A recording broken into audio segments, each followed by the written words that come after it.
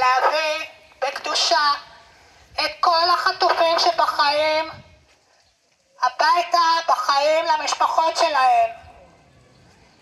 אל תקשיב למטרפדים, תרים את הכל מול המלחיצים והקנאים, תדפוק על השולחן כשיבואו המטרפדים.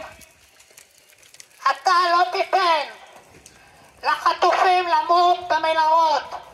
יש עכשיו עסקה ואתה שליח הציבור הנאמן שתביא לחוף מבטחים לחיים את החטופים שעכשיו היום ביום שישי ה-17 בינואר הם בחיים.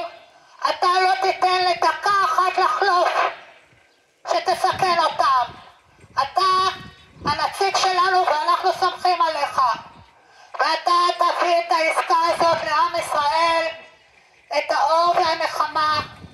וכמו שאמרנו לך היום בבוקר, תודה שאתה שכנעת את ראש הממשלה להביא את העסקה הזאת.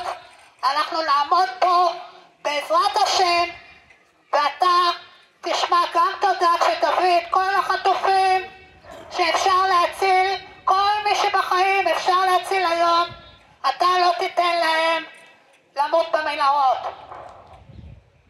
ואת החללים לקבורה, שהמשפחות שלהם יפסיק העינוי הנורא שלהם.